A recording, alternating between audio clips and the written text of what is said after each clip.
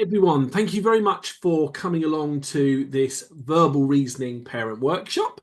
Um, we really enjoy doing these sessions with you. This is an opportunity for us to share information with you about the recent exams and what came up in verbal reasoning. We will just be focusing on that subject area. So there will be other ones that will deal with things like non-verbal reasoning and spatial reasoning, and we will also have workshops on English, on maths. We also will do one on critical thinking this year, which is obviously a big part of now the Reading Boys exam. And the one that we often do in the summer, which I often find is probably one of the most useful, is where we talk about exam technique. So things that children should do in the exam, things that they should maybe avoid. And what we often do is we get former pupils back to talk to you about the exams and how they got on and what they did and what worked for them. We have been inundated with emails recently and messages from parents of children that have passed the Berkshire test. The results came out on Friday at 4 o'clock, and also the Buckinghamshire 11 plus. We are still just holding out a little bit on Kendrick, and I think next part of the Reading Boys results to come out. But as I say, so far so good. So that's been great, and obviously what we have done is got information from them about the types of questions and things that came up in the exam, which actually is going to very much inform what I do with you this afternoon. Right, okay, so what I'm going to do next is I'm just going to share my screen with you, and hopefully you will be able to see these slides in a moment. And we're going through a presentation. For the ones of you that have just arrived, I did also say what I will do is send out a supporting booklet, which will also go through this in a little bit more detail as well. But also, you don't need to sit there writing lots of notes down. The only thing I would suggest is you have a pen and paper, maybe ready to have a go at some of the questions yourselves. Put yourselves in your child's shoes a little bit and give some of the questions a go. So there'll be a couple of examples sometimes on the different question types that we go through.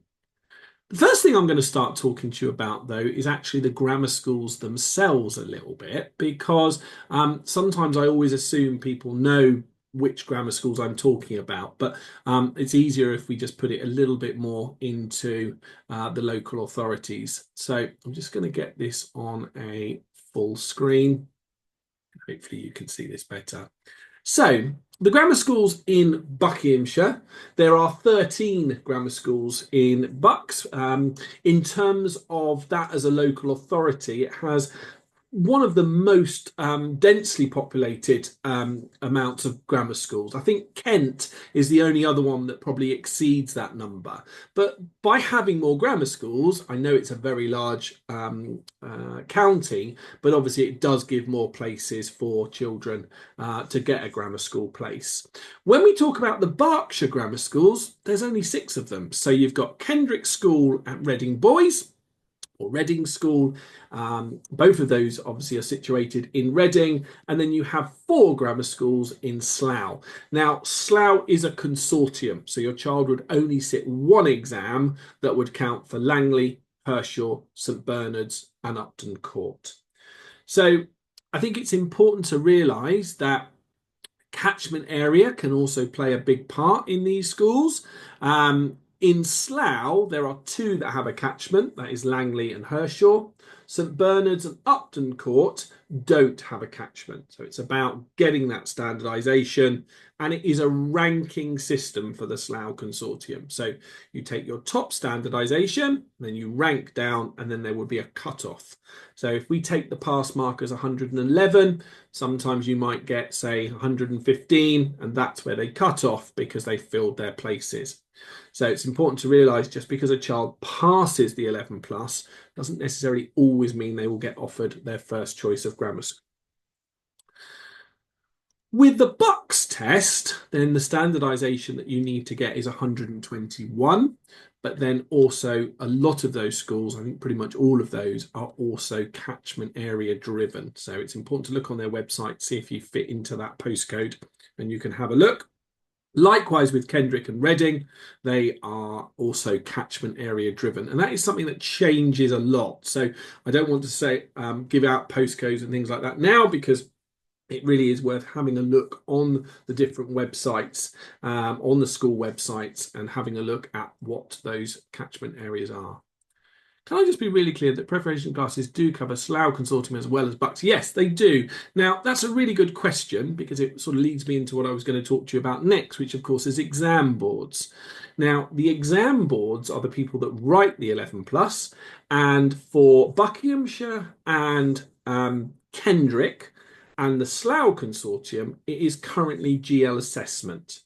So it doesn't really matter if you're going for Buckinghamshire, Kendrick or Slough, you're very much studying the same syllabus because it's the same exam board. Reading School use a company called Future Stories, and Future Stories write their exam. So that is the difference. We used to, if I go back a few years, we used to be running a sort of CM course, a GL course, and it was all very much mixed up. But now it's maybe slightly easier that really we only run two separate courses.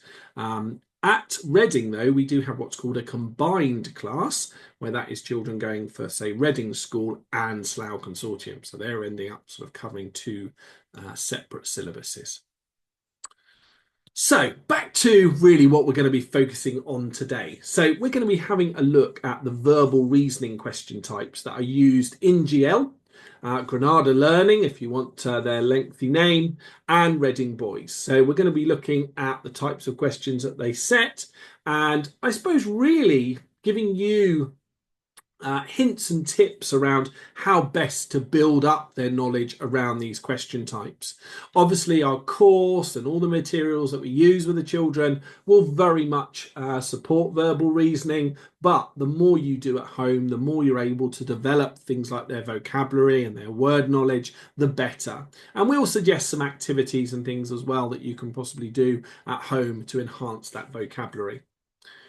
I think the important thing to realise is that vocabulary is a very, very vast and broad topic. There are so many words that children need to be exposed to, that they need to learn.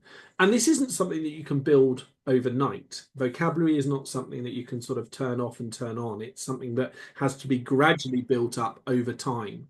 And the key thing I know from my tutors is that children do record down new words, for example, that they do plenty of reading, because that's often where the words come from. So if I could squeeze the thousands of children that we've got through the 11 plus into one room, the one thing I think those children that passed had in common, they were prepared to learn new words. So I think that's really important, that vocabulary building is something that you can be doing continually, and we're never ever going to say, oh no, you don't need to develop your vocabulary anymore, or you've learned all the words you need to learn. This is something that will go right up until the exam date itself, and you can never really say that no, a child, their vocabulary is so comprehensive they don't need to learn new words.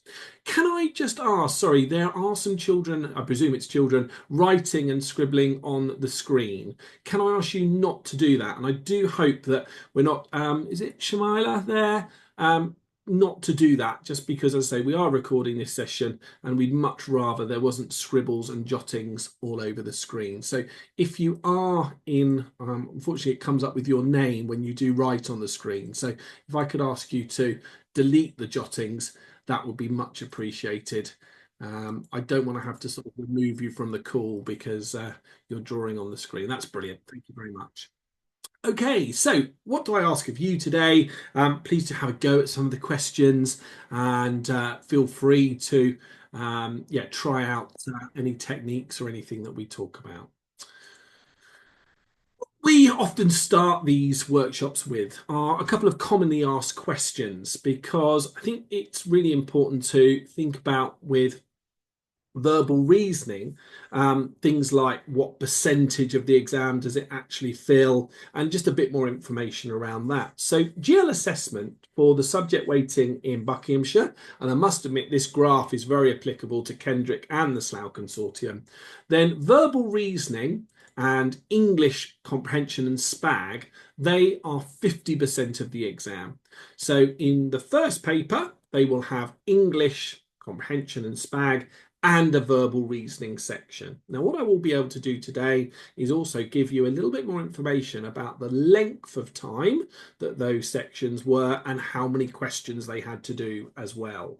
But this graph just gives you a bit of an idea of how it's broken down. And of course, for the other paper, it would be 25% for the non-verbal, 25% for the mathematics.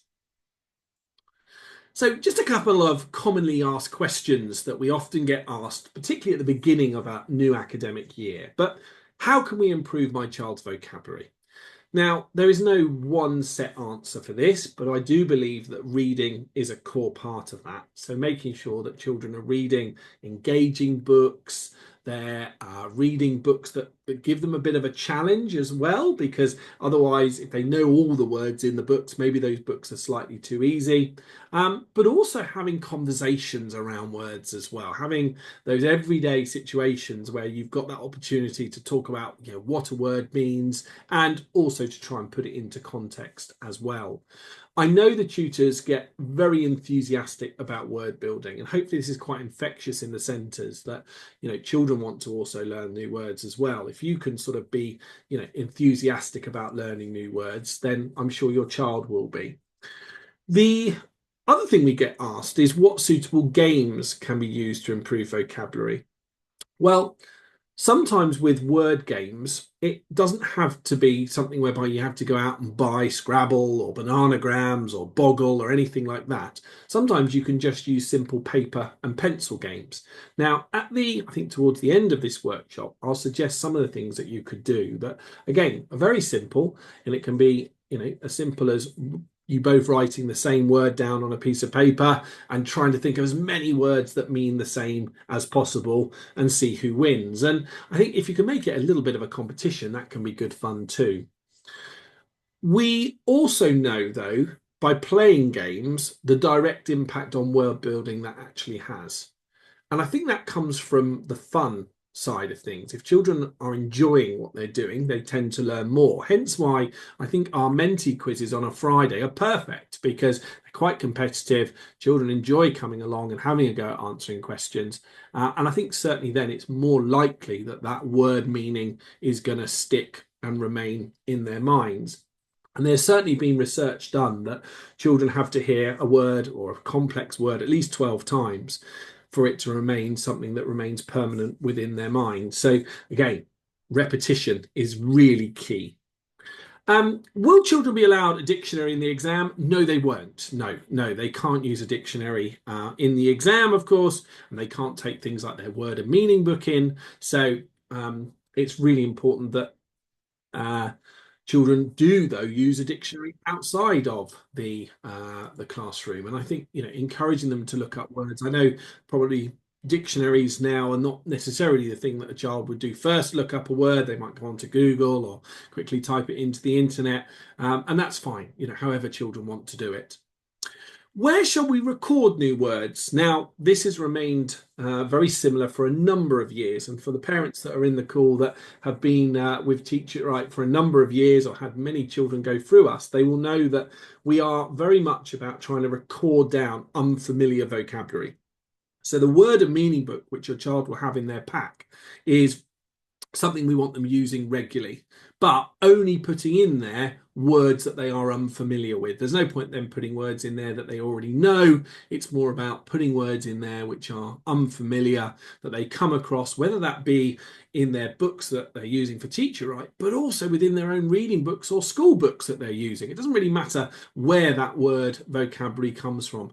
It's all about trying to fill up that word and meaning book. And what it becomes is a very, very good revision guide nearer the exam. A book they can pick up and say, oh, I didn't know what that word meant. I've recorded it down, and remind themselves of that definition. They don't need lengthy definitions. They just need a short little definition next to the word. But remember, of course, it is in alphabetical order as well. So making sure those words are recorded down correctly. Okay, I'm just double checking. Is the paper provided to help with working out questions in the exam? Another really good question. Thank you very much for that. Yes, it is. They are often given scrap paper. but not always. And I will talk a little bit more about that a little bit later, because something this year did throw the children dramatically in one of the exams. Not that we agreed with it, but it was something that happened. So I'll talk a little bit more about scrap paper and the booklets later. But thank you for asking. And what is the best approach when using word lists with my child? Now, the reason we put this question in is because we know we have provided a lot of word lists for you. So within your starter pack, you should have a list of synonyms, a list of antonyms, commonly misspelt words as well should be there. Now, I always find with a list of words, it can be quite daunting. It's like, well, you expect me to learn all of these words that you're giving me. So what we suggest that the child does is they get a highlighter and they go through those words. They highlight the ones they definitely know. That gives them a bit of confidence. And obviously the ones they're not sure about, those are the ones to learn. And you might want to break those word lists up as well into maybe bite-sized chunks. So you're taking, I don't know, say 20 sets of words a week, or whatever your target is. Maybe you could gradually build that up over time. But I think the most important thing is when it's just a list of words, make sure your child not only knows, for example, how to spell those words, but also what those words mean, because that's the really crucial thing. And if you can make it real for the child, like putting it into a context when they could use it, again, it is more likely to stick. So again, important, but you do think about that. Sorry, what word list is this? Probably my daughter. Yeah, that's okay. So the word lists will be in your starter pack. So in your starter pack, it's a folder which we give every child when they start at Teach It Right. And it has a list of synonyms, antonyms, and then commonly misspelt words. If you don't have that list and you can't find it or your child has misplaced it, do get in contact with our head office and we can email you a PDF copy. They are also stored, okay, on, yes, they are very similar, I think, for year 4 and 5. We have got some reading lists which are differentiated, but again, do shout at us if you can't find those, but they are on the student portal if you wish to access them there as well. Now, I did want to sort of share this booklet with you because, and I will answer that question about paper and where children do their workings as well. So one of the things that has really helped us, certainly with the 11 plus exam in Buckinghamshire, has been that they provide a familiarisation booklet. And they do this for they don't do it really for the SLOU. The SLOU ones do provide lots of booklets for practice questions, but not quite in this detail. And it tells you all about the length of the test. It tells you what comes up in all the different subjects. And one of the paragraphs that's actually within this is this one that we've got up here. And it talks about the fact that children can do workings out inside the booklet, inside the question booklet, but they're not allowed, of course, to do it on the multiple choice sheet. So the multiple choice sheet is a separate sheet where they record their answers, and that's all they can do on that. Whereas in the question booklet, children can do whatever they like. They can use the blank space and write down things. Sometimes with some exams, and I know Reading Boys sometimes have done this, they will provide children with scrap paper. Sometimes they won't. And it does certainly depend on the invigilators on the day, whether they will give them scrap paper or not. Unfortunately, this year we got word that the Upton Court exam, the children were told they were not allowed to write in the question booklet, which is really, really sad because we know that the other 3 schools within the consortium, they were allowed to write in the booklet. Now, I know there are some families going through the process of complaining about that and trying to get that rectified, but we would like to think it is a consistent approach across all of the different exam boards and that children are allowed to write inside the question booklet, not on the multiple choice sheet, but inside the question booklet. And I'm sure today, when we go through some of the questions, you'll go, yeah, it would be really useful if I could write that down or I could scribble that down. The other thing which is provided for Reading boys are familiarisation guides. Now, these can be found on the Reading School website. Please, please do download them and have a good look. They are really, really good. They give lots of information about how best to support your child with the exam system. And they do guide us as well in terms of the content that we actually use within our classes. Now, I did think it would be really useful today to talk to you a bit more about specifically what came up in 2025 in terms of verbal reasoning. So with the Buckinghamshire Grammar Schools, there were only 4 sections of verbal reasoning, and these were the names of the question types. Now, these may not mean anything to you yet, but of course we will look at those today together and we'll talk a bit more about them. So we've got move a letter, use a rule to make a word, analogies, and double letter series. And that was it. They only had 4 sections. They had 32 questions and 20 minutes to do it. Now, when we often look at the timings, we often talk about sort of 30 seconds per question, roughly. Well, obviously with that, if you do the maths, it will be slightly longer than that. But not many question types, but longer sections. In Buckinghamshire, there was no synonyms or antonyms. Now, often it is a topic we spend a long time on. We do try and build their knowledge of synonyms and antonyms, but in the Bucks test, they didn't appear. Now, that's not to say that when your child takes the exam, if they're currently in year 5 and they take it next September, that they wouldn't necessarily come up. So we again don't want to be too predictable, but it does give you a little bit of an idea that things are changing slightly. I would say though, when you look at analogies, so word analogies would be where you have to find a link between words. They could have put synonyms and antonyms in there. So there's not to say that a knowledge of synonyms and antonyms was not relevant at all to what they were doing. And also they could have synonyms and antonyms within their comprehension as well. Okay. And Kendrick School, if we've got any children preparing for, or any parents here who have children preparing for Kendrick. So they had a few more question types. They had double letter series, they had synonyms, they had move a letter, they had matching codes, which we'll look at later. They had something called compound words. Now, they had slightly clearer structure, 40 questions, 20 minutes. So relating it to what I mentioned earlier about time management, they had 30 seconds per question. So it's a lot easier to sort of describe. So that was just for Kendrick.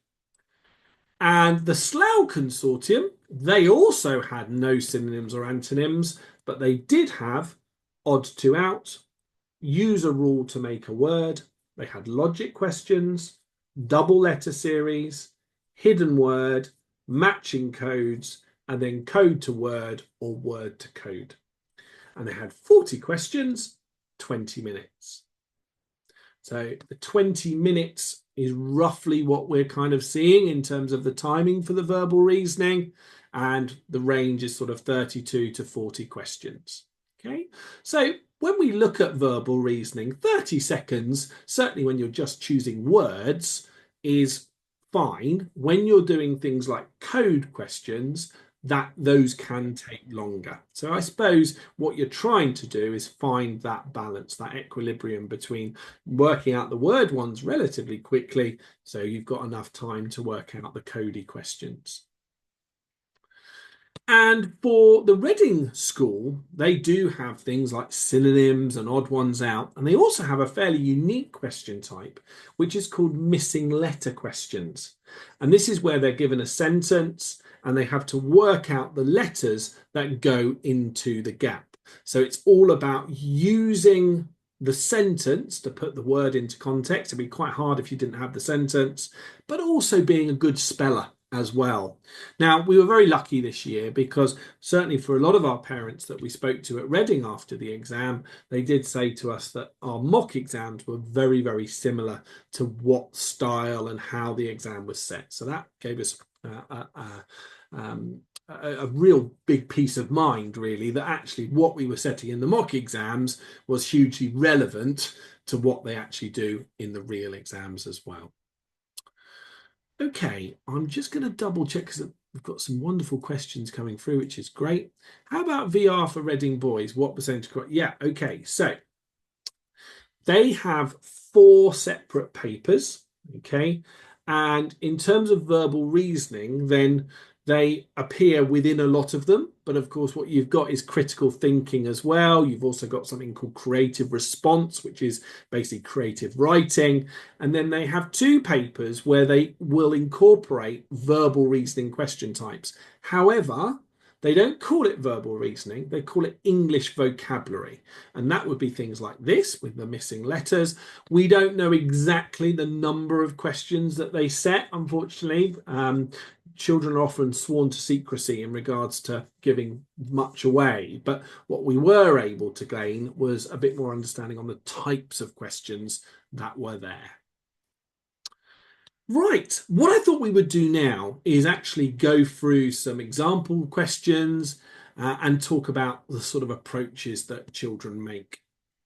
So we're actually going to start with synonyms. It is one of the most common, but it often can appear within, as I say, I mentioned earlier, things like comprehension, and it can be presented in lots of different formats. And we use a variety of different things within the course to help build a knowledge of synonyms, things like the Synonyms and Antonyms book, which is produced by a lady called Christine Draper, who actually has a huge involvement in terms of administrating a lot of the 11+ exams in Slough. So she was able to gain quite a bit of feedback in regards to the types of words that were there. We also use things like vocabulary flashcards, and there are a variety of different types of cards that are used or you can purchase on the market. One of the ones that we often use is from a lady called Mary Farquhar, who has put together, again, a set of flashcards which support things like synonyms, antonyms, compound words, and they are very, very comprehensive. What she ends up doing is actually sending or asking tutors to send her lists of words that we know have come up in the exam. So again, it's a good approach because again, you know the types of words that she's got on her cards are very relevant to what your child has to do. So with closest in meaning, it can, as I say, be presented in different ways. One way they can do it is to give the child the word and then give them a series of words, and they have to work out which one is closest in meaning. The key thing with this, and something that often happens, is they may well put in antonyms. So opposite in meaning being hidden in synonyms. It's sort of a trick that the examiners will play. And if you look at this example that we've got on the screen here, we've got rigid and flexible. Well, they would be seen as antonyms.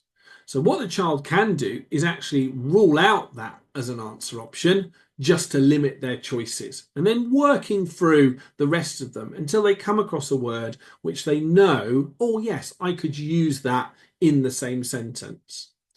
Sometimes what we do find is there will be words that children don't know. They don't know the meanings of it. It doesn't matter, they can't use the letters to help them in any way, or they just don't know. An example here might be harnessed. Maybe children don't know what harness means, but actually it's not the answer. So they can go on to get to stiff and go stiff and rigid. Yeah, they, I think, mean the same. And actually, you didn't need to know the definition for harnessed. So there are ways of working out questions without knowing every single meaning of every single word. What we would say, though, is if you think the answer is a word, always check the other ones as well. So in this instance, just check that there's not one that can be even closer. So the word biased here, we would rule out. Lean, we would rule out. So I think the best technique on these is obviously to read the words first, think about what those words actually mean. Have you heard them before? Have you read the word before in your books? And then go through each word in turn. the elimination process, as I showed you, I think can be really useful here. And it sometimes, with the process of elimination, it can actually just leave you with the right answer, which is always a nice feeling for a child. It's like, oh, yes, I've got the right answer. I'm pretty sure that's right because I've eliminated all the rest of them. The other thing I would always do with synonyms as well is try and put them into the same sentence. So in this instance, the old wooden door handle was extremely rigid. The old wooden door handle was extremely stiff. Yeah, it works.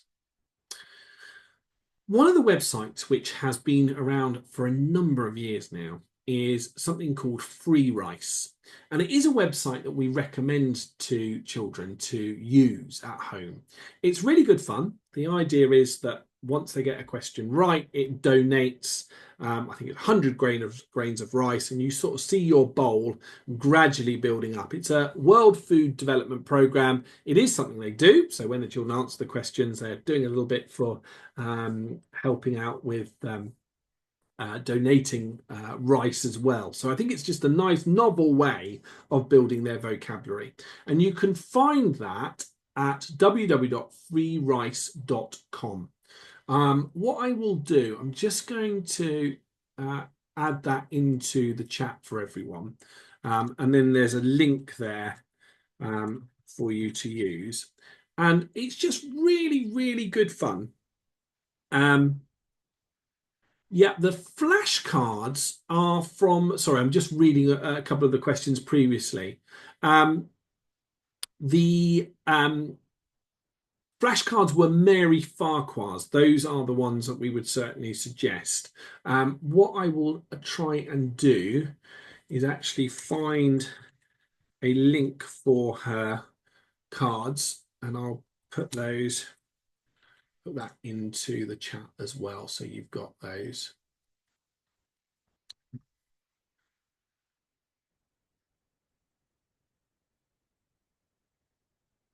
And again, with flashcards, I think the most important thing to say about them is don't just leave them in their boxes. I know sometimes it can be tempting to sort of buy as many different resources as you can, but then actually never actually use the ones that you've purchased. So just make sure with Mary's, they are really, really good. She's got a wonderful website as well with extra worksheets and things on, but do make sure when you buy them, do actually use them as well.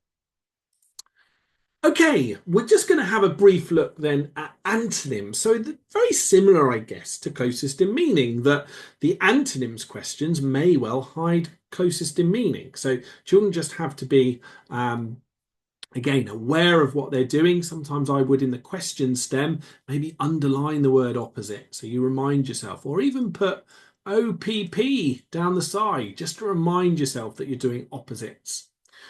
And again, this relies on a really, really good word knowledge. So we've got here the word abundance. And I always think of lots of buns. So an abundance of something is having a lot of something. So of course, we're looking for a word that means where you don't have very much. So again, going through each of the answer options, and of course, scarcity would be the answer. Sometimes as well, when there are very long words, so think of the word assistance. Could a child maybe work out its meaning from the word assist? They might know what the word assist means. And again, if we look at remain, again, can they use clues within the words to work out their definitions? So the strategies for antonyms would be, firstly, establish the meaning of the word on the left. Do you know what that word means? And then making sure that you eliminate the closest in meaning, because they often try and catch you out with that.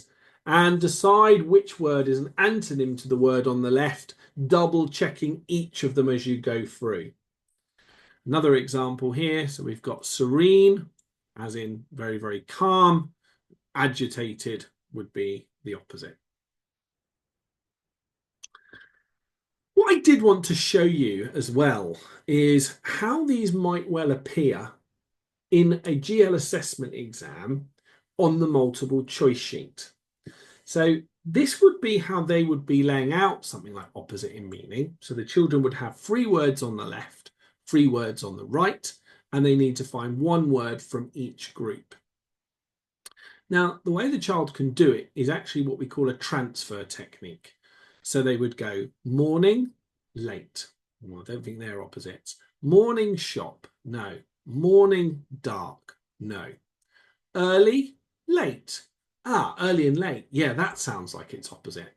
Now, there's nothing wrong then with just double checking that the others are not even better opposites. We don't think so. But early and shop, no. Early and dark, no. Wake and late, no. Wake and shop, no. Wake and dark. And just double checking. But once children know what they have to do and they're doing opposite in meaning, then they can actually go straight onto their multiple choice sheet. So they don't need to waste time constantly coming back to the question stems. They can actually go straight onto their multiple choice sheet. And it's a real time saver. So children could go, right, okay, I'm just going to go for, right, hit and miss. I'm going to go on to the next question, cheap and dear. So they're not constantly returning back. And this is something where when we get around, certainly to the summer term, we start getting children to be really efficient with using that multiple choice sheet. It becomes their best friend, really, because that's where all the answers are. And they're using it to save time as well. So again, rather than going over to question 32, we could go straight to this one and go modern and old. So again, we're using the multiple choice sheet as a time saver. Once you know what you've got to, now not all the questions, is it possible to do them straight onto the multiple choice sheet? But there certainly are some, and that would be one of them. Compound words. So compound words could appear in a Reading Boys exam, they could appear in the GL assessment exam. It's a very common question type, and children have to learn compound words. And this is where we get two words, one from each group, and we put them together to form a compound word. Now, where can it go wrong? Well, it can go wrong when they don't sound like they go together. So phonically, they don't sound like they're a compound word. But actually, when you blend them together, it changes the sound of those words, and actually it is a compound word. Compound words also involve children knowing the difference between a hyphenated compound word and a compound word. So we're not looking for hyphenated words here. We're just looking for two words that are actually brought together to spell one. So the example that's given to you here is capable. And this is another one where you could do it straight onto the multiple choice sheet. So once you know what you're doing, you can say, right, I'm going to go through here, transfer them across, far sun, no, far are, no, far den, no, sea, sun. Ah, season, perfect. Sometimes compound words can be quite short. They don't necessarily have to be very long. So this one's very short. If you look at be and at, that would spell beat. Then we've got adaptable. Adapt and able go together to spell a compound word.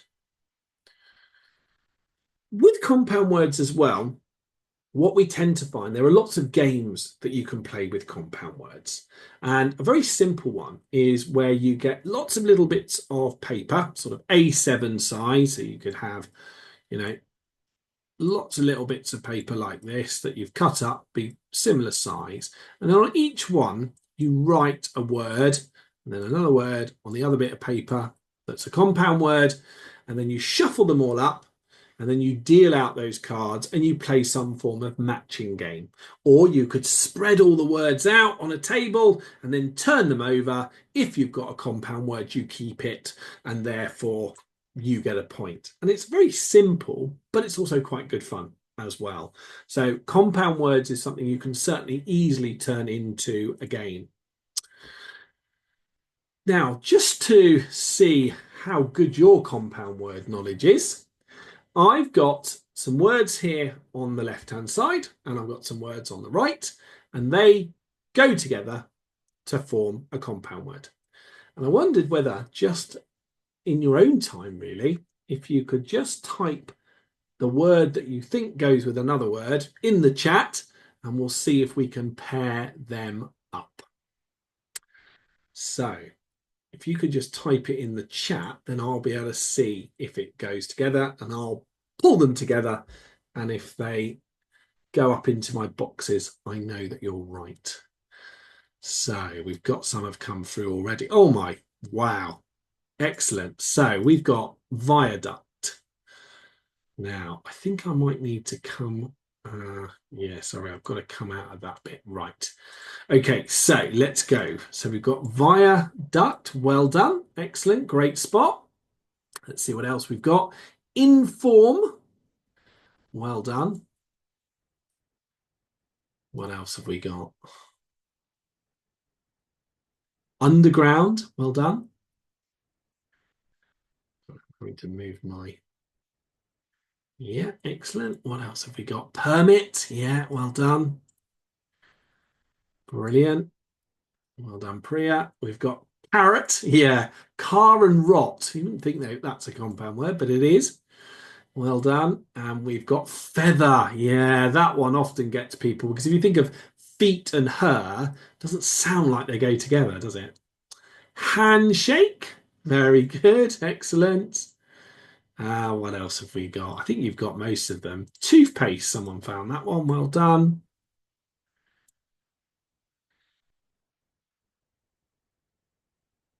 Yeah, well done to, oh, I think one of our tutors is in the call, managed to get this one. This one was tough. This came up one year in an exam, I remember. Seething, see and thing. When you're really angry, you're seething. You might have been seething there if you didn't spot it. And the last one, well done, is obviously bargain. Grand job, everyone. Well done to you. Brilliant. Excellent. Thank you for doing that. So, yeah, I think try and make compound word learning as fun as you can. I think that's the main thing to mention on those question types. And of course, it is also about learning them. You have to know certain words that do go together, and practice makes perfect. And I'd certainly say if your child is in year five, which I know most of your the parents here will have children in year five, do use the CGP online. Practice more of those. They're limitless. You can do as many compound words as you like until you become really, really secure. Maybe even write down any of the unusual ones that come up. I'm not going to spend too long on these because they're not as common a question type as some of the others, but they could come up and they are one that could appear within Reading Boys or even appear within a GL assessment. This one is called Swap Two Words. And the idea is the children are given a sentence and then one word comes out and is replaced with another word within the sentence to make the sentence make sense. And I think the first thing to do is read it as it's written. Decide, well, what should make sense. Often, substituting two words can help the student decide what will make grammatical sense. And that's obviously what you're looking for. There is also the strategy of maybe trial and error here, where you can try something out and then see what works. So in this one, we've got the problem of skilled workers is becoming an increasing scarcity. So having a think about what should it say. So if we think of the problem of skilled workers becoming increasing scarcity, the scarcity of skilled workers is becoming an increasing problem. So that's what it would be in terms of the two words that change places. Interestingly, when you do a lot of question types and you work through a lot, words tend to come up again quite often. And I quite like that because I think if you're building your vocabulary and you see words again, hopefully it's a chance for you to say, oh, yeah, I remember that. I've seen that word before. And you might remember earlier when we were working through abundance, we talked about the word scarcity. And there it is again. So hopefully, if a child knows the definition when you've gone through it the first time, when they see it again, they'll be able to put that into context. Now, Reading Boys could possibly have these. They are quite common, again, within future stories exams. And this is where you're given a sentence and you have to work out the word that you don't need. So, what I'm going to do, I'm going to make this a little bit larger for you. I can see we've got some children here today as well, which is great. Maybe they'd like to have a go at this one. So, have a read of that sentence. Try and reshuffle it reorder it so it makes sense. See if you can work out which word is not used. Have a little look. Read it first. So allowed slipping, swimming is not the around running pool. Now, I've already got an answer in the chat, I think. Oh, Harriet's already given me the answer. Well done. Anyone else got the answer? Priya as well. Well done. Superb. So, well done. The answer is slipping. Now, what should the sentence actually say? It should say, running around the swimming pool is not allowed. And interestingly, often with the superfluous word, the word that you don't need, well done to those people that got that one right, that word has a connection with what you're doing. And of course, slipping does, because slipping is sort of related to if you run around a pool, what might happen? You might slip over. So often really looking carefully at the sentence to make sure that word cannot fit in, of course, because slipping can't go in there, but also thinking about the sentence structure. How do I start the sentence? Where does the verb go? And then being able to eliminate the words to leave you with the one that is left out. We spend a long time on these, talking also to children about where where adjectives go, for example, often in front of nouns. So again, developing that sentence structure can really help you with those. If you're a Reading Boys student, we'll be practicing quite a few of these because they could possibly come up. Less likely with GL assessment. The GL assessment ones would more likely be these, where you swap two words. Reshuffled sentences is not necessarily one that they would use, but we will probably expose them to it anyway, just in case they throw in a spanner into the works. Right, we're going to move on to the next question type now, just to talk to you a little bit about odd one out or possibly odd two out. And again, a very common question type, both for GL and Reading Boys. And this is where children are given a set of words and they have to work out which is either the odd one out or the odd two. Now, in this one must be an odd one out because it only has 4 words. If you had 5 words, it would, of course, be odd two out. So with these ones, again, it's about grouping words together. So rather than finding the odd one out, trying to find 3 words that go together. Now, we've already got a couple of children having a go in the chat, which is great. So let's just read the words first. So we've got plateau, peak, summit, and top. Now, if we think of a mountain, we could think of potentially its peak, its pinnacle, its summit, its top. But the word plateau, some of you have put that in the chat, wouldn't mean the same as peak. Plateau means when something's leveled off or it's plateaued. So it sort of continues as the same, it's constant. So again, word vocabulary here is going to be really important because it's all about not only knowing things like synonyms and antonyms, but also having a bit of general knowledge. So knowing things like animals young, and we will send out a list to you of animals young because we would like you to learn those. Understanding things like trees and flowers, knowing different types of trees and flowers is always good. Herbs and spices. So this is one of those question types which is not just about learning lots of synonyms and antonyms. It's about being a bit more worldly and learning other words as well on different topics. So we will send you lots of lists throughout the year that will support that. Our wonderful Suzanne Perrett, who works on our resources in the office, will be sending out lots of stuff to you to help you with that. Okay, multiple meaning. This requires children to have a knowledge of words that not only mean one thing, but have maybe multiple definitions. Okay. And it's again about grouping. So what we have is we have 2 sets of words in brackets. So we've got world and globe and soil and ground. We have to find a word that means the same as both. Now, this is the really important thing because a word might well mean the same as one, but it has to mean the same as both. Now, again, because the chat feed's going really quickly today, already got, well done, excellent, superb. We've got some children already giving me the right answer, which is brilliant. And that, of course, is the word earth, because earth means not only world and globe, but it also means soil and ground. What I tend to find with these types of questions is children often know the meanings which are quite common and quite easy, but they don't always know the more obscure meaning. So an example I might give you, if I gave you the word address, you would often think of your home address, your postcode, but you might not think of like a speech.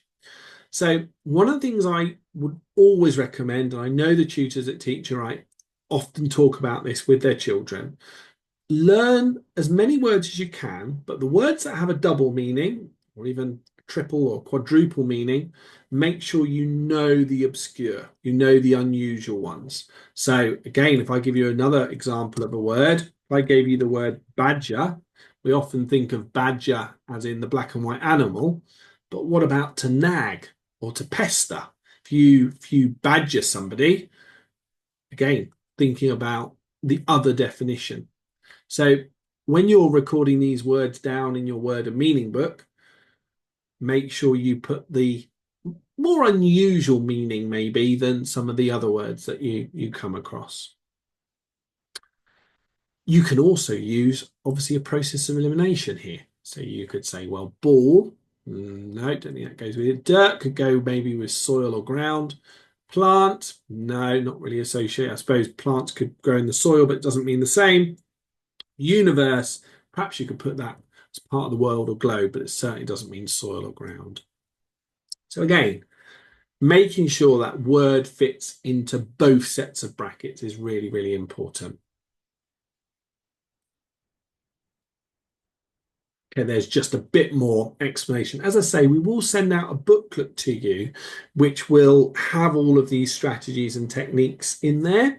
So again, you can read it in your own time. And again, we will obviously be going through in the lessons through these strategies and techniques anyway, but you'll have an opportunity to have everything contained all in one go.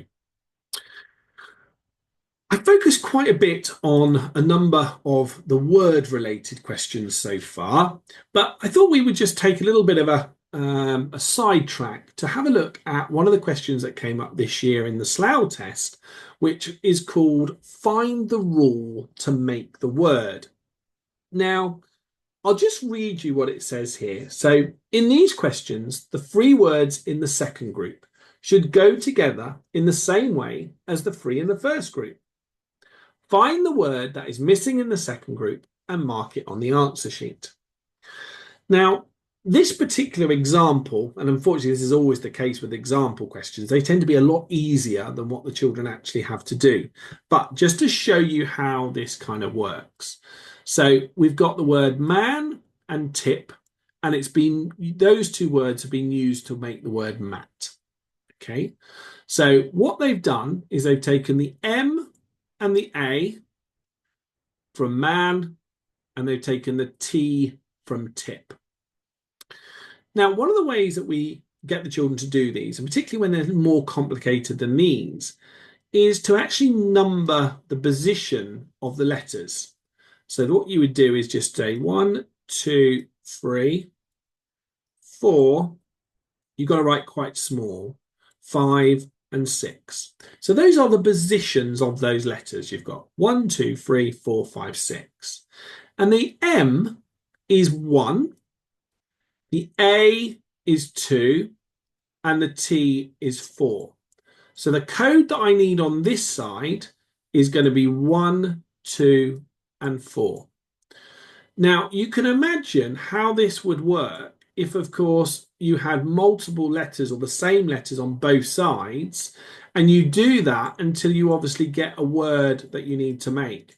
But that numbering strategy is really useful. So 1, 2, that's a B and a U. And then number 4 is D. And of course, that spells bud. Now, and well done to those children again who are having a go in the chat, which is great.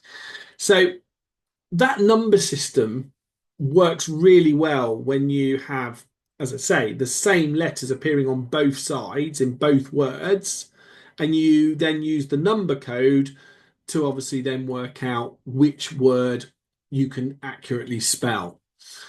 I think the other thing with these, and we would really encourage the kids to use these, is the answer options. Because once you'd worked out, for example, that it was a B at the beginning, maybe you get rid of Doug and you get rid of wed. Then you knew it was a U, so actually I could get rid of beg and I get rid of bed. And I've only got one answer left.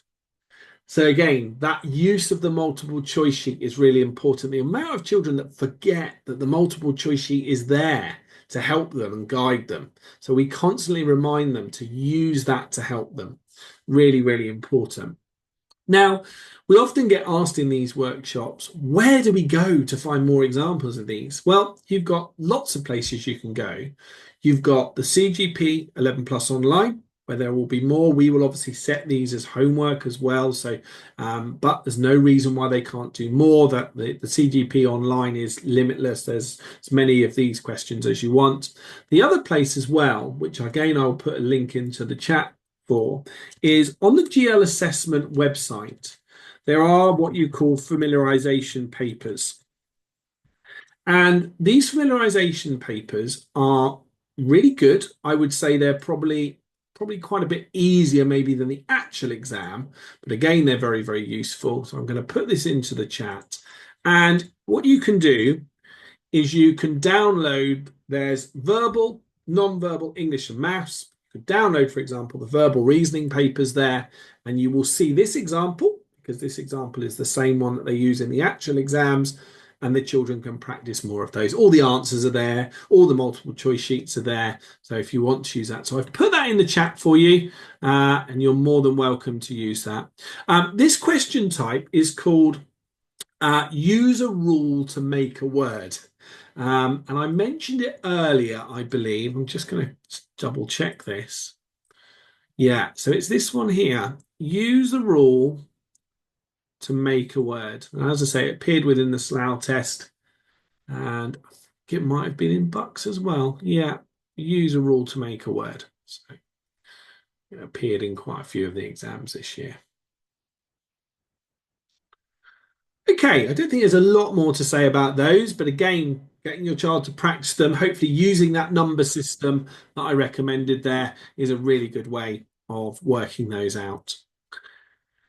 This is another one which is, again, very common to the 11 plus, and this is where you have to work out the code for a word or work out a word for a code. And this is one of the question types where the alphabet is really important. Now, the alphabet will be provided for the children, so the alphabet will be there in their question booklets, but we want our students to have a really good familiarity with the alphabet. We want them to understand sort of how it works, particularly if it's like a mirrored alphabet where, if, for example, you go down through M and N, fold it in half, they've all got a pair. So it goes A, Z, B, Y, C, X, DW, for example, EV, and so on until you get to M and N. So every letter has a partner. Now that's really useful to learn that, and obviously we will teach that within our lessons because some questions will relate to a mirrored pair.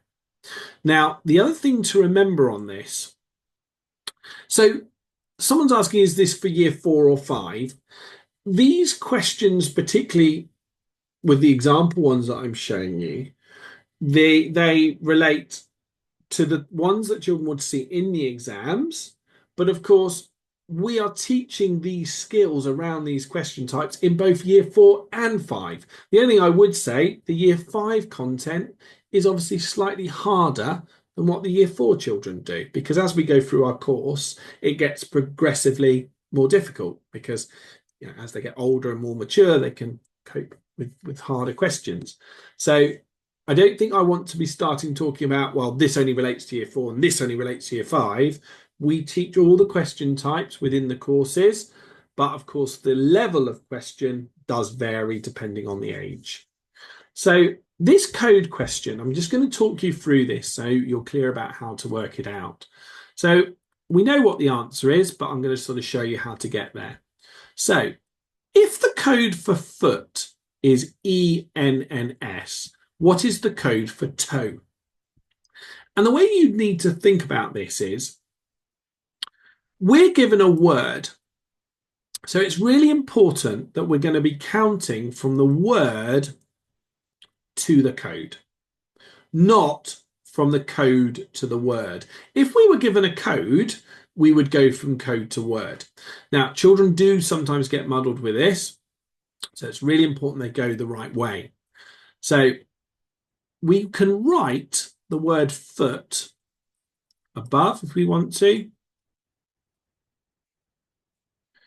And then we're going to go from F to E.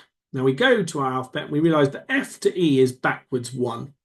So we're going to go to T backwards 1. And we get our first letter, which is S. Now you might remember what I suggested earlier.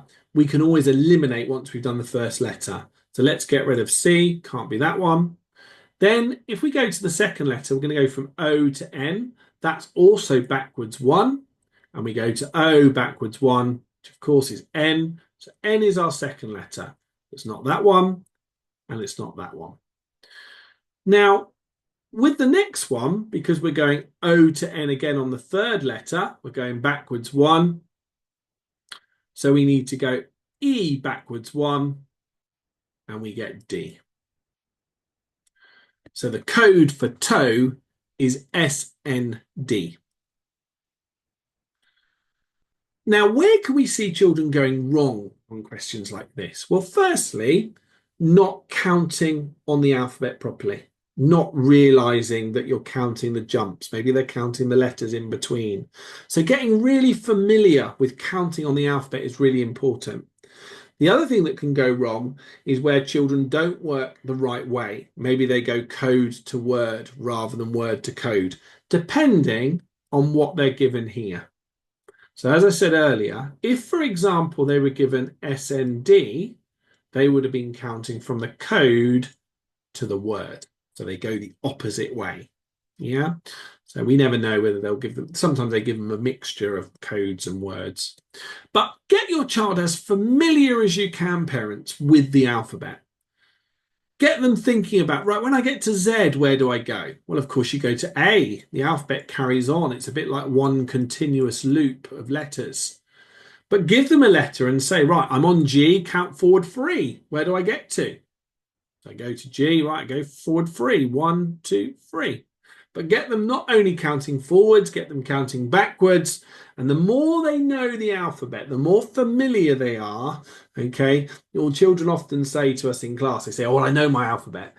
Yeah, sure, you know your alphabet, but do you know it mirrored, for example? Do you know it whereby maybe even you could say the alphabet backwards? There's a bit of a challenge.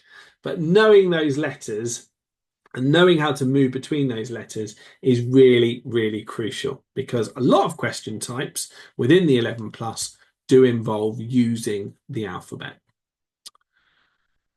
Right, we're back to word questions, everybody. So I'm going to just talk you through some of these. There are 21 different types of questions for GL. Do you advise that children should write out the alphabet when working through these types of... Really good question from someone in the chat. I'll just answer this one. So, do you advise that children should write out the alphabet when working through these types of questions? So, in the exam, they will be given the alphabet. It will be there for them already. However, and you can see a little bit from my alphabet, it will start to get a little bit messy, particularly if you've got lots of questions to answer. So, there's two things a child could do. They could rub it out.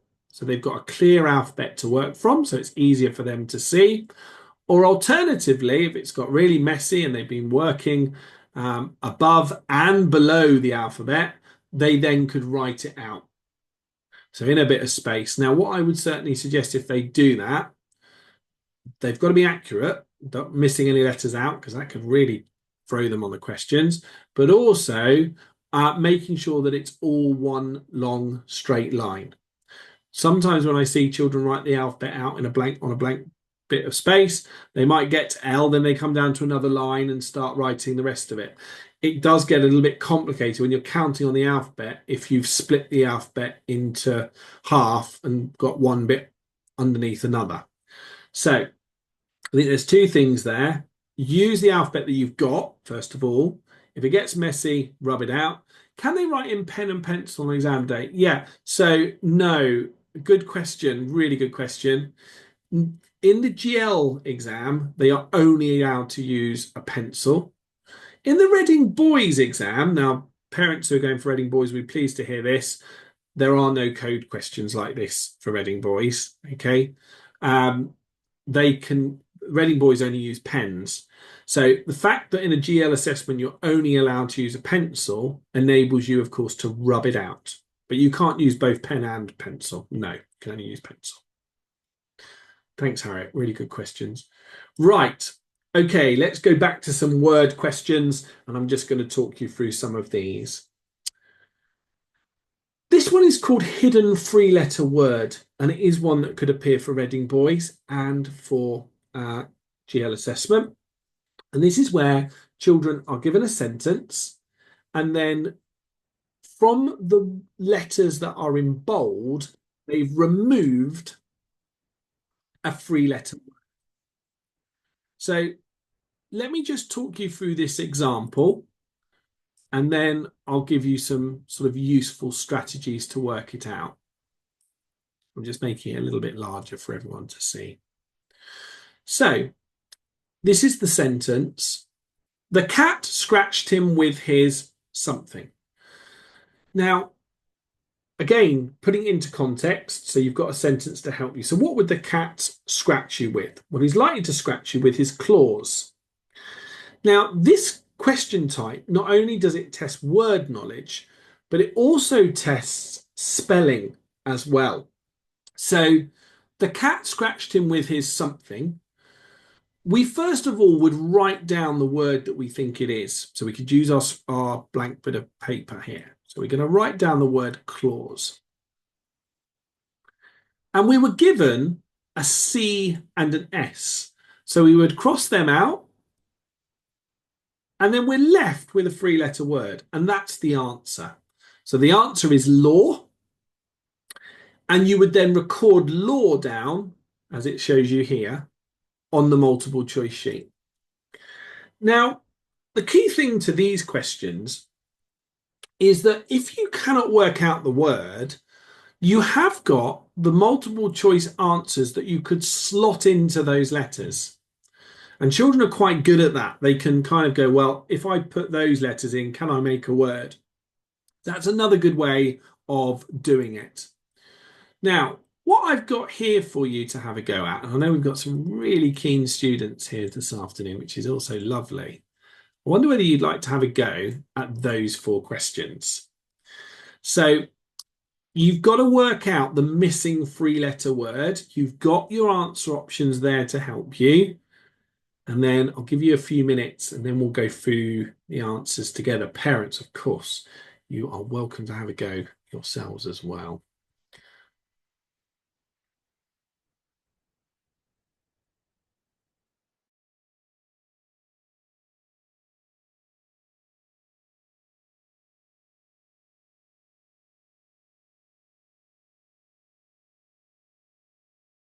While you're working this out, someone asked about Reading Boys. So yeah, Reading Boys only use a black biro. When they make a mistake, they have to put a cross through it and then either write the right letter, particularly on the inserter letter ones. But yeah, Reading Boys only use black biro, whereas Buckinghamshire, Kendrick, and Slough, they'll be using pencils.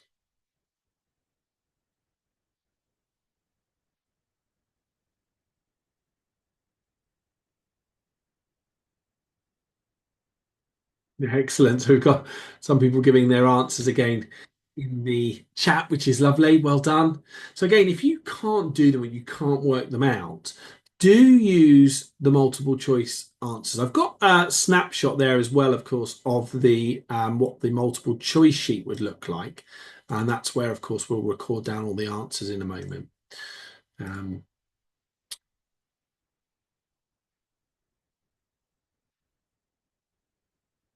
thank you so much. Yeah, there's some good answers coming through there. Remember, the answer has to be a three-letter word, though, on those. Okay, shall we go through these quickly together? So, thank you very much to those people that had a go in the chat and some good answers. So, his favourite food was, can't believe this is true, but cabbage. So, if you spell out cabbage, of course, bag is the missing three-letter word there. The car's something in the bad weather. And I think, again, just thinking, well, what would happen in the bad weather if a car was driving along on a road? It may well skid. So it's past tense. The car's skidded in the bad weather. So if you write out the word skidded, you then cross out the letters that they gave you. So they gave you an S. Now, you would assume because the letters have to be consecutive that it's DED that go together because those three letters have to be one after another. Okay, so kids, the answer there. So I didn't record down bag there, did I? 54, he's something for more space in the room. So again, if you're not sure, can you slot those letters in? And the answer to that one is begged. So again, BEGGED, and cross out the BED, and it leaves you with the word egg. And the last one, I thought this one was a little bit more tricky. The morning was spent something in the garden. Maybe you're raking up the leaves or doing your weeding. You're clearing the garden. So the answer to that one is ear. If we just type out the word clearing, cross out the letters that we were given. So we're given a C, an L, an I, an N, and a G, and then you get the word ear, and then we mark it on a multiple choice sheet. Now, one of the things you'll notice on the multiple choice sheet is that I'm doing a horizontal line, and that again is really important. So you're not doing ticks, you're not doing crosses. That is to indicate the answer. Now, if you do make a mistake, of course, you rub it out and then you put the right answer. So making sure you use a clear horizontal line on the multiple choice sheet. But I say, if you need to change your answer, just rub it out. If it was Reading boys that were doing these, then of course you do it slightly differently. You have to cross it out and then put the right answer in. Get slightly more space with the Reading boys one. Right, let's move on to another wordy one. So, move a letter. This, again, I find these really good fun. I think children generally find these a bit more puzzly than other ones. So let me just talk you through what we need to do here. So we're given a word on the left, then we're given another word on the right, and we have to take one letter from the first word on the left, and it's going to jump into the second one. And this is going to make two new words. Now, the strategy here is to take one letter at a time, make sure you're left with a word, but also ensure that you make a second word. Sometimes what can happen is you can make one word, but it doesn't work on the other side. What I also find with these kind of words as well is every word in the English language, apart from dry, cry, fry, have vowels in them.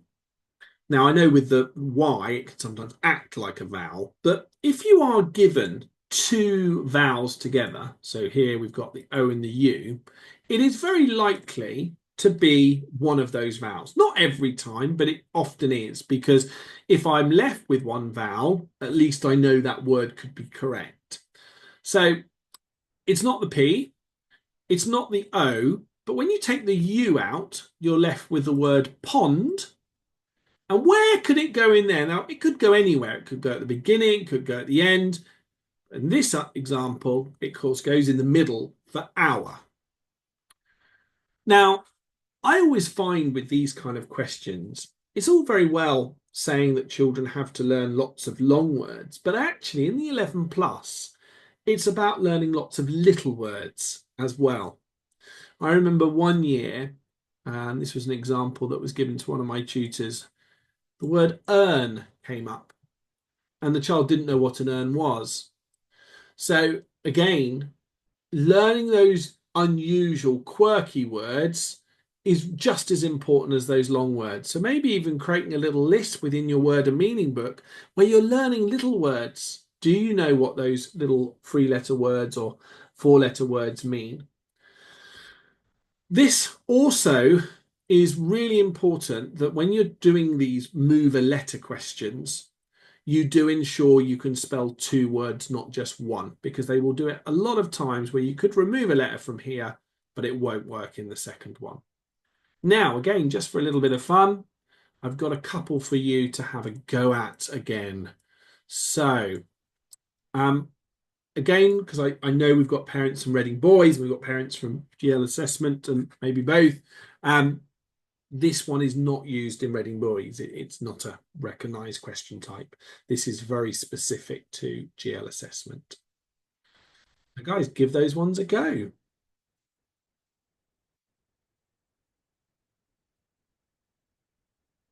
Well done. Oh, fantastic. Brilliant. Yeah, superb. Well done, guys. Really good. Superb. And again, where can you find more practice for these? You can find them on the CGP online subscriptions that we've purchased for you, or again, using those familiarization materials that I put in the chat earlier. And obviously plenty in their books that we will use as the course goes on. Okay, so let's just have a quick look at these. So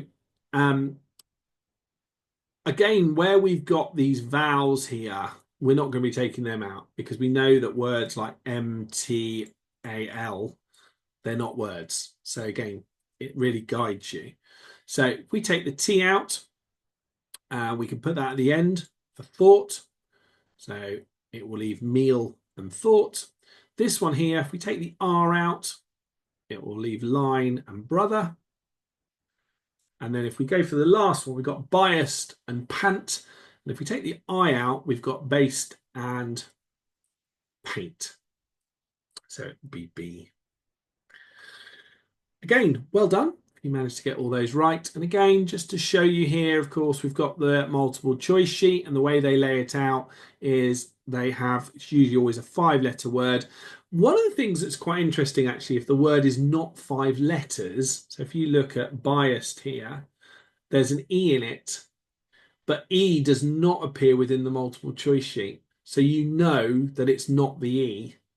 Okay, so again, that is something else that you can kind of use to help you a little bit, just a case of limiting your choices a little bit on those. So spelling is important here, but I think going back to what I said earlier, I think learning little words as well, just as important as big lengthy words. Okay. Right, again, there are so many different types of questions, and again, thank you very much for giving up your time this afternoon to come and listen to me talk about them all. But we do have various different books that we use throughout the course, which have all of those question types contained within them. So one of them is a Schofield and Sims book that we use, I think more so in block 3 of year 5.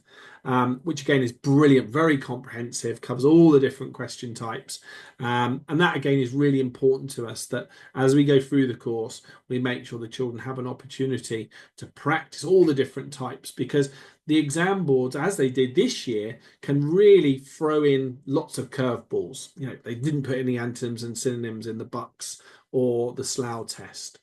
So from my perspective, and certainly from what I want my tutors to be doing, is covering all the different types of questions that could possibly come up. And then I feel better, tutors feel better, the children feel better, that hopefully whatever comes up is not a surprise.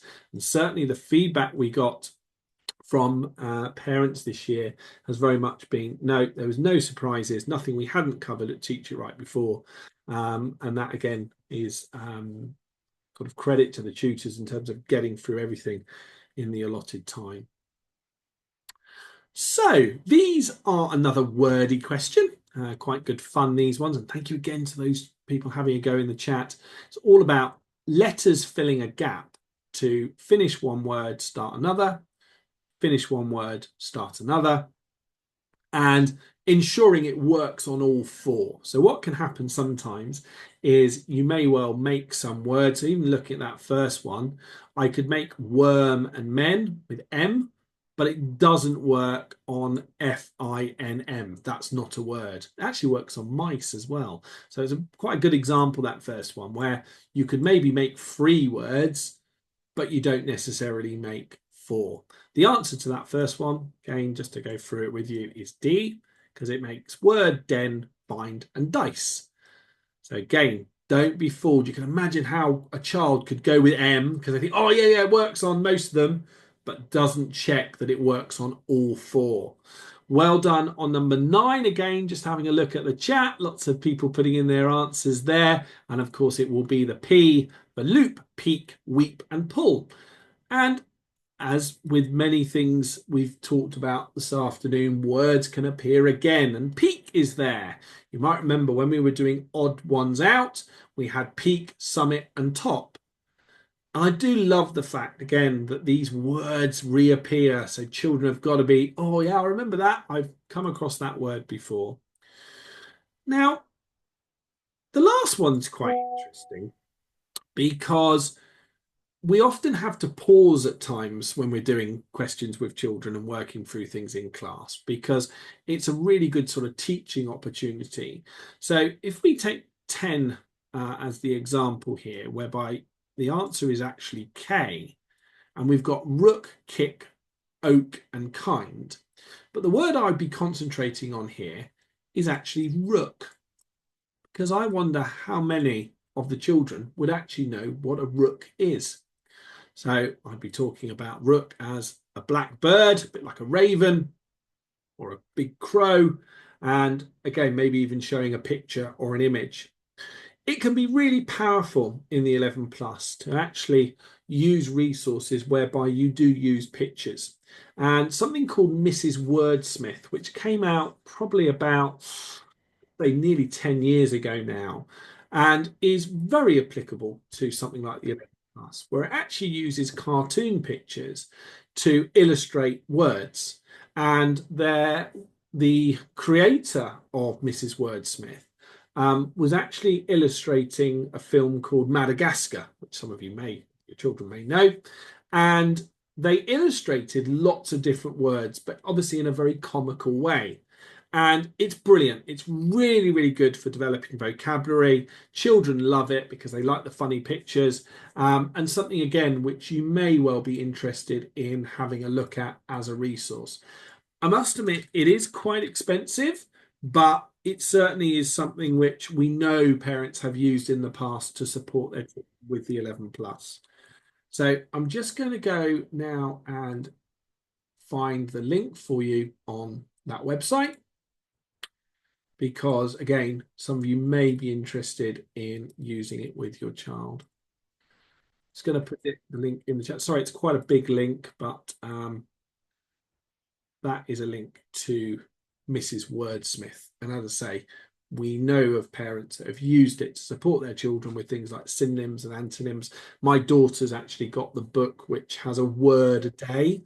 And we often do, it comes in a nice sort of calendar style where you flip over the words and you can have a look. And we have a lot of fun trying to use that word as often as we can during the day. So again, a really lovely one.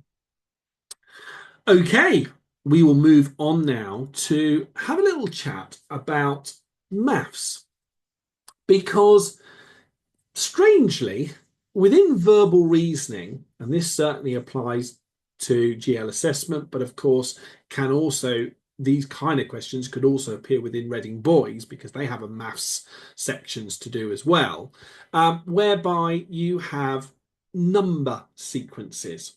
Now, in GL assessment, there are actually 4 different types of number question. There are number series, balanced equations, middle number, and letter sums. Now, just because of the time that we have together this afternoon, I'm actually just going to focus on one of them because we haven't quite got time to go through every single example. But certainly with verbal reasoning, don't be surprised if within verbal reasoning, they could have number related questions, okay? And what it's really testing is a knowledge of basic operations. So being good at adding, being good at subtracting, being good at timesing, being good at dividing. And this type of question certainly tests that in abundance.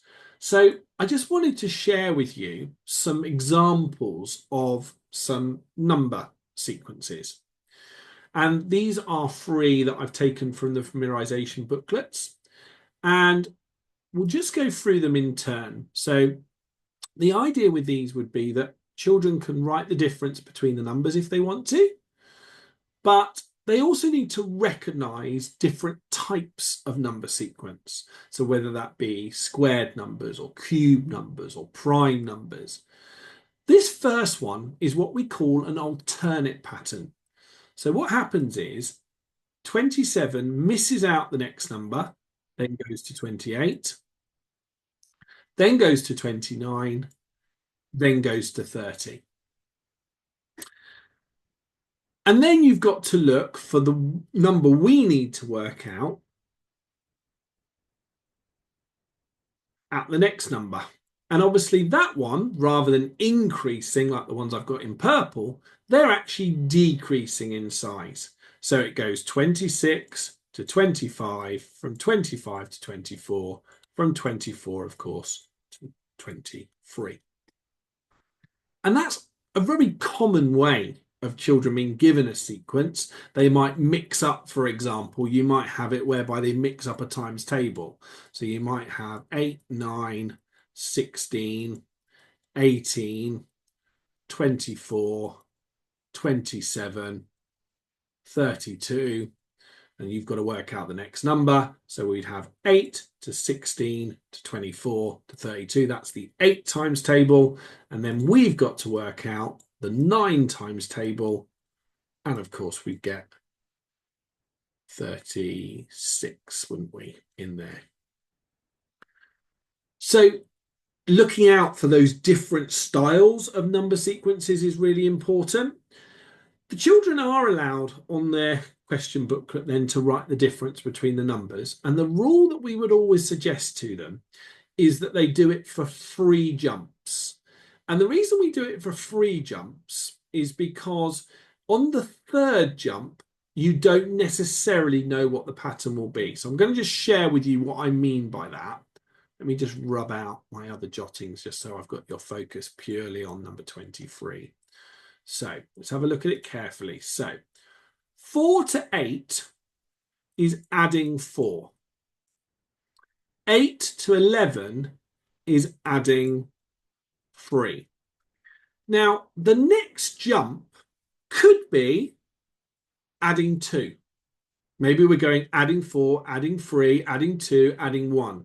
So this is why I say a child should always do 3 jumps to establish what the pattern is. Let's have a little look. 11 to 15. It's actually plus 4. So therefore, it wasn't what I thought it was going to be, but because I've done the 3rd jump, I think I know what the pattern's going to be. It's going to be add 4, add 3, add 4, add 3. So therefore, what do we need to do? We need to add 4, which will give you 22. Now, I'm assuming the chat is going a little bit wild because people are having a go, which is amazing. Fantastic. Well done. So again, when you're trying to solve these kind of questions, remember that as a rule. Try and work out 3 of them before you make a decision. The other thing about alternate sequences is a bit like number 22, they tend to be very long because they're alternating. So we can have a look at this one, and I think it will be 28, 25. We're taking 3 away each time. And then if we look at the next one, we're actually taking 5 away.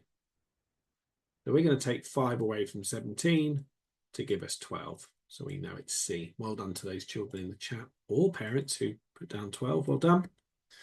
So number sequences, there are so many different types of number sequence. I haven't got time today to go through every single one.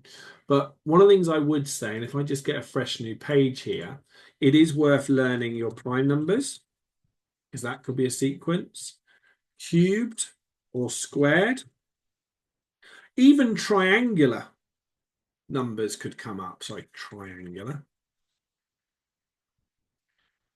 We could have, what other types of numbers? Oh, can actually have something called a Fibonacci sequence. Some of you may have come across that. It's an Italian mathematician who sort of linked everything to this number sequence in terms of the way plants and leaves grow and things. So Fibonacci sequence is where you add the 2 previous numbers together. So it goes like this: 1 and 1 is 2, 1 and 2 is 3, 2 and 5 is 2 and 3 and 5, 3 and 5 is 8, 5 and 8 is 13, 8 and 13 is 21, and then the next one, of course, will be 34. That is a Fibonacci sequence, okay? So when we're talking about number sequences, what we want our students at Teach It Right to be able to do is recognize any of these different types of sequence. And that then gives us, again, the peace of mind, like I was talking about earlier, that whatever comes up in the exam, our students will know how to cope with it and how to tackle it. Okay, you'll be pleased to hear I'm getting towards the end of our presentation, but I thought I would just share one of these questions with you. And this is called hidden 4-letter word. Now, one of the best ways of practicing this question type is actually to get a reading book. And I've got Horrid Henry here, so I don't know if you can see Horrid Henry, it's a bit blurred out, but what you could do is you could do what's called a page race, and children love these. So give your child a reading book, you have a reading book as well, and suggest a page number. So you could say, right, page 20. And you both turn as quickly as you possibly can to page 20. And it's the first person to find a hidden 4-letter word. Now, hold that thought, because I'm now going to explain to you what you have to do in these particular question types. So you are given a sentence, and between the 2 words, there is a hidden 4-letter word. It has to be 4 letters. The letters have to be consecutive. And what you could have 1 letter at the end of one, then 3 letters. You could have 3 letters and 1 letter. You could have 2 and 2 letters. There is a possibility you could have 1, 2, 1. And what I mean by that is you can have a word, say, ending in M. You have a 2-letter word like as, and then a word beginning with T. So it would spell mast. So those are the combinations that you could have. You can't have 4-0 or 4-0 because, of course, that would just be a 4-letter word on its own. We are looking for a hidden 4-letter word. Okay. So what the children need to do is actually not read the sentence, because that's kind of irrelevant. It's looking at the gaps. So in a sentence, how many gaps have we got? We've got 1, 2, 3, 4. We've got 5 gaps to look at. And they're scanning those gaps to try and see a hidden 4-letter word. And as I say, those are the combinations you could have. The answer to this one, which you can probably see from the answer solution, is mend. So it comes between film and ended. So it would be B would be the answer. So children have to have a really good understanding of 4-letter words. And the 4-letter words, again, that they end up hiding generally are words that they will know. However, where it becomes a little bit more challenging is where they use 4-letter words that they've not come across. So if we look at words like veto. Do they know what that means? Kilt. Do they know what tone means? Do they know what epic means? I'm just thinking of random four-letter words here, and I'm sure we come up with a long list of four-letter words that potentially they've not come across. So back to my game. We've got the reading book. We've now gone to page 20, and we're going to try and find a hidden four-letter word. So I can be guaranteed in pretty much every page, there's always one hidden four-letter word. One of the common ones is, of course, and appears a lot. And we have S at the beginning for something like sand, or a W for wand. So again, it is always possible, kind of trust me on this, to find a hidden four-letter word and have a race with your child. So you could do a point system whereby it's the first person to find the hidden four-letter word. And the other game that you could do linked to being a page race, you could also do it with compound words. You remember earlier we were doing compound words. You could play exactly the same game with your book, whereby you all go to a page and it's the first person to find a compound word. So remember, reading books are not just good for reading. You can use them for lots of different games as well, lots of different word games. So I can probably tell you're very keen to have a go at these. So I've only got two here. Sorry, I had to delete the other ones. But do you want to just see if you can quickly find, you can put them in the chat if you like, four-letter words in those two sentences?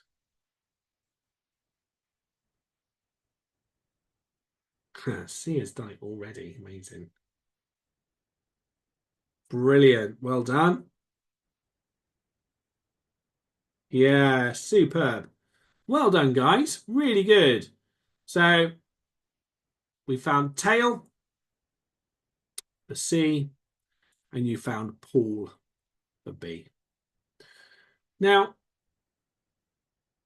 again, just to give you an insight into exam technique again a little bit, these are another question where you don't need to do them on the question booklet. Once you know what you're doing, you can quickly go on here and find them.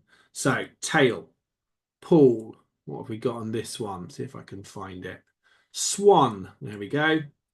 And then what have we got on 41? We've got span, there we are, S-P-A-N. Now, I remember being told a story from one of the children a few years ago now, whereby they went into the exam hall and they sat down, and on their table, on their desk, was the multiple choice sheet and also the question booklet. Now, the question booklet, you're not allowed to turn over until, of course, you're told to do so. And the child didn't. But because they had the multiple choice sheet next to them, the first question type they had in the verbal reasoning section was hidden four-letter words. So what the child did, while still listening to the instructions, they were able to have a quick look at those and work those out because they were on the multiple choice sheet. Now, I'm not saying children could always do that, but it was just getting the child to be quite shrewd, quite astute in using the multiple choice sheet. So before they'd even started the exam, they were able to work out some of those questions that were on the sheet. So do use the multiple choice sheet to your advantage. Probably noticed how quickly we ended up doing those questions there, but we didn't have to keep referring back to the questions. We were able to do them straight onto the multiple choice sheet. Okay. The next question type, which I wanted to concentrate on, is another alphabet one. So we've already seen the one where we have to make the new words, and on also counting on the alphabet, or we do word to code or code to word. This is called double letter series, and it did appear within the exam this year. And it involves children, again, using the alphabet to work out the next series of letters. So just to talk you through this one, it's really important they use the right strategy here, but it's all about counting from the first letter of each pair and then going from the second letter of each pair. So I'm just again going to make this a little bit bigger. We know what the answer is, but again, just to show you how to get there. So we're going to go from C to D to E to F. It's obviously quite easy because it's all sequential. So C, D, E, and F. What's the next letter? Of course, it's G. So if you could imagine, the sequence could be things like adding 2 each time. It could be adding 2, then taking away 1. You can have a variety of different patterns. Once you've done the first letter, you could then use the multiple choice sheet, I suppose, double check that it's there. And then you go to the second letter of each pair. Now, this one's very simple because it actually just repeats Q and Q, P and P. So Q and Q, P and P. We're actually going backwards on the alphabet now. So we're going to need an O next. So GO is going to be the answer.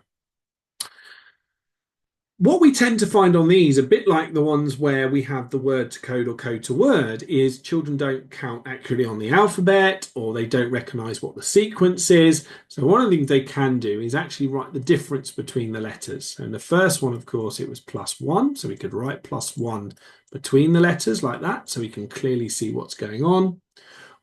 That one is a 0 jump. Then it was a -1. Then it was a 0. Then it was a -1. So we knew P -1 was 0. One of the things you'll notice there as well is I've gone along the top and I've gone underneath. And that again is deliberate because I don't want to get confused with my jumps. I want to make sure that I've got it clearly laid out in terms of what I need to do. So that's called double letter series, a very, very common question type in the 11 plus. But again, familiarity again with the alphabet there is really, really important. Just for the sake of practice, with the children or the parents like to have a go at those two, I've got the multiple choice sheet options there for you.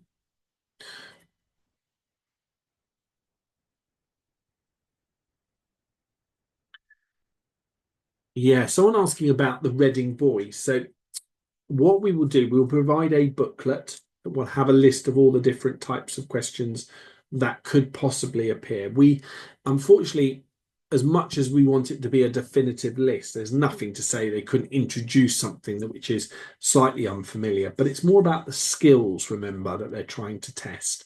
But in the booklet, there will be like a Reading boys. Oh, sorry. Someone said they can't see the alphabet. There we go. Now there's the, I'll make it a bit smaller. We'll provide you with details on the Reading boys syllabus within that. There you go. Yeah, very difficult without the alphabet, these.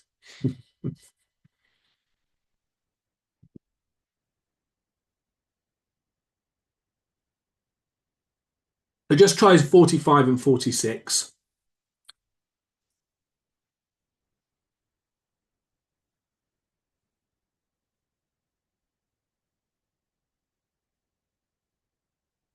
Yeah, someone again, sorry, I haven't been able to answer every question in the chat. What I will do after this call is I will go back and have a look. If there's any I missed that I didn't feel I covered, I will put them in the notes when we send out the booklet. Do children need to learn cubed and squared numbers? Yes, they do. And I think there's obviously within the number sequences we looked at earlier, but also within their maths, that there is likely to be a question that involves squared numbers or cube numbers with certainty. So yeah, learning those is a really good idea.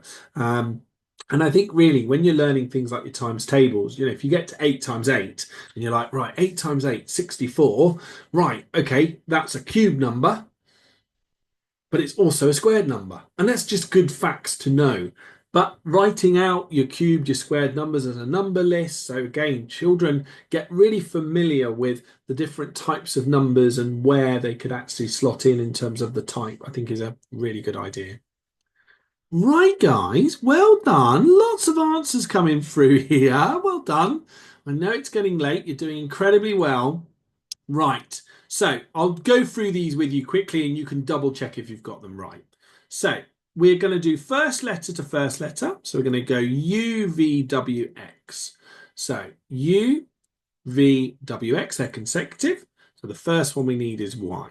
Now, once I've worked out what the first letter is, I actually eliminate the ones that are not Y. So I've only got 3 left then. Then I'm going to do the second letter. So I'm going to go D, F, H. So D, F, H, it's jumping 2. Then to J, jumping 2. So again, I could add 2. I don't need to necessarily do that, but it can help some children. And then J, add 2 is going to be L. So it's YL, which gives me B. So 45 should have been B. Well done if you went for YL. And then 46, we're going to go Z to W. So I know automatically with that, I know I'm going to be working backwards. So Z to W is 1, 2, 3 backwards. So it's -3. Then I'm going to go W to T. That's also -3. And then I'm assuming that T to Q will be -3. And it will be 1, 2, 3. So I'm going to go to Q -3. 1, 2, 3. You can see how, again, useful that alphabet is. So it's not OD. It's not MC. It's not OB. Now, very rarely, but sometimes, once you eliminate the first letter, you could just be left with the answer. We weren't then, but is it ND? Some people have put that in the chat. Or is it NC? I think we might have an NC and an ND. So we're going to have to work it out. So second letter, O to L. What's that jump? 1, 2. Oh, -3 again. L to I. 1, 2, 3. I to F. 1, 2, 3. I'm going to go 3 back from F. 1, 2, 3. It was actually NC. So well done if you got that right. When we work through these questions in class, of course, we won't go quite as quickly as that. Slow down a little bit, make sure the children understand the steps and what strategies they need to use. And as time goes on, children obviously get a lot quicker at those. At the beginning of the workshop, I did talk to you a little bit about some questions being shorter than others. And you can imagine if you're doing something like a compound word or you're doing closest in meaning, it's not actually going to take you nearly as long. Whereas questions like this, they do take a lot longer to solve and work out. But over time, hopefully children start shaving off seconds, which do make a big difference. If you can imagine, if you were given 7 of those questions to work out, you are expected obviously to work through them relatively quickly, particularly if it's only a 20-minute section that you might have for verbal reasoning. I'm going to have a look at 2 final question types. And this is a code question. And this is where you have to match up words with number codes. Now, what you're doing to work these out is actually find letters and numbers which appear in the same position. And again, if you are given, for example, the same letter that appears at the end and you're able then to work out the numbers, you keep going until you've matched them all up. But one word will be superfluous to the rest. But what usually happens is you could still work that code out because it's got the letters in the other words to work out that word. Okay, but the first thing to do is to match it up. So let's see if I can do this one. So I've got an I and an N, and I've got an I and an N. So therefore, they need to be 2 letters at the end and 2 letters at the beginning that have the same numbers together. And I believe that's the 5 and the 7, because that's not happening anywhere else in my words. So what I'm going to do then is I'm actually going to write I and N underneath my codes. Now that really helps me because I and N must be into, so that means that the T is a 1 and the 6 is an O. And then 8, 4, 5, 7 is going to be pain. Now to work this code out, I already know that the 1 is the T. And therefore I've got between poet and kite. Well, kite has the T as the 3rd letter. So I know then that that is going to be, sorry, my writing's terrible on this board, but you can hopefully see it just about okay. That's kite. So therefore, the word I didn't require was poet. But I have the P, the O, and the E and the T. So it might ask me what was the code for poet, and I'd still be able to work it out. So it was 8, 6, 2, and 1. So again, that might be a question that you're asked. But the most crucial thing, and the way children really need to sort of get used to these, is practicing that matching up. And you can find lots of those on the CGP website. You can also find them again in the familiarization booklets that I put in earlier. Just reveal the solution, just so you can see how it will have been done. But we can assign those numbers and those letters to those different positions. And again, I think the more children practice these, again, the better they get. But we will give them lots of helpful hints on how to solve those. We're about 5 minutes away from finishing. Thank you so much for being so engaging in the chat and having a good go. I do know we have lots of children as well coming along and working out some of the questions, which again is lovely. But I hope you've also been able to give some of these questions a go. I thought we would finish off just with a logical question. These could appear within Reading and they can also appear for GL, but they're always good fun to try and solve. So this is where you're given lots of information, and you have to work out maybe the amount of something or maybe the true statement. And it's all about picking out what's important. So I'm going to leave that on the screen for a little while. If you would like to have a go in the chat and tell me what you think the answer is. And then just to conclude, just going to talk you through a couple of different word games and things you might like to use.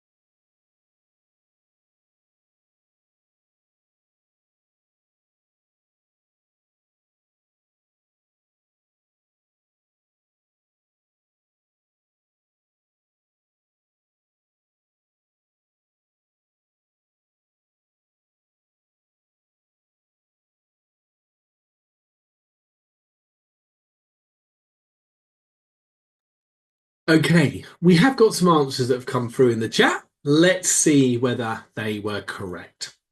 So let's read what we've got to do. Now, I think what's always important to advise children as well is that obviously the question starts here with Jessica, but we should always read what comes first as well. So read the following information, then find the correct answer to the question and mark it on your answer sheet. So there's quite a lot of information there to read. I also, with these kind of questions, often go to the end because I just want to find out what I've actually got to do. It's always quite a good idea before you start reading through. So how many tomato plants did the children grow between them? Okay, that gives me an idea of exactly what I've got to do. So we've got Jessica, Peter, Mohammed, Tanya, and Becky, and they're growing tomato plants. Each child has 3 seeds which can grow into plants. The children monitor their plants' growth over 2 months. What you tend to find with these kind of questions is there are some things that are slightly irrelevant. It doesn't really matter how long they're monitoring them for. At the end of the 2 months, Jessica has 1 plant which is much taller than our other 2 plants. So what we know then with Jessica is that she has 3. Now, you could create a separate table, but in this instance, I'm just going to write above their names and then I'll tally it up at the end. Mohammed's 3. Oh, sorry. The other thing we can do on this, which I do encourage kids to do, sometimes when we've used a bit of information, cross it out. It just means you don't repeat anything. Mohammed's 3 plants are all healthy, but much smaller than Jessica's. So we can say 3 tomato plants for Mohammed.